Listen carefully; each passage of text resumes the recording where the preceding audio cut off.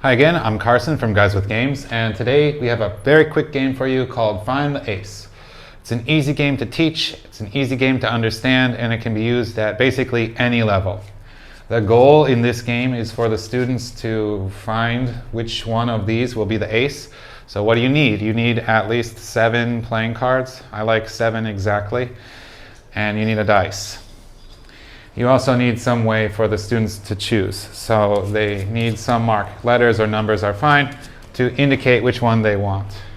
So what you do is you take these 7 playing cards here, you shuffle them up and you set them out on the table like this. And we're going to divide the class into 2 teams, maybe this side and that side, and we'll keep score. If you find the ace, you get a star. But in order to play, I'll say, who wants to go first? Maybe it's this student here.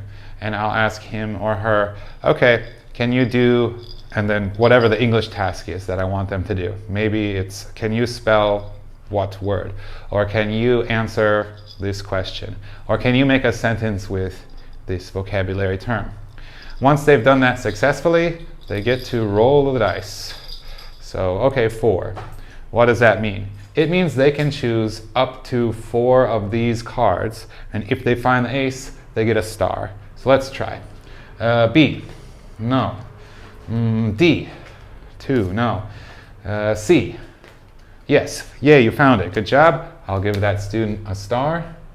Then it's very important that you collect all the cards, you mix them back up, and then you give the student on this team a turn.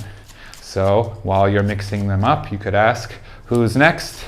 This student maybe will volunteer, and while you're mixing them, they can do the English task. So how do you spell restaurant? They're spelling it and you listen, but you need to tell them that it's right or fix them if they're wrong. And then it's their turn, they can roll a die.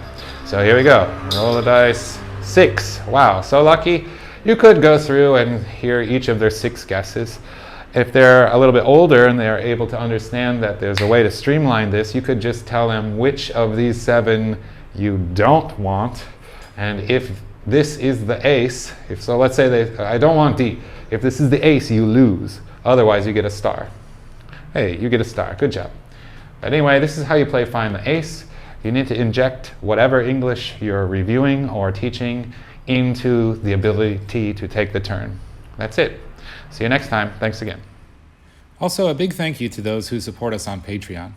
If you'd like to join them and get access to extra resources, the link is in the description.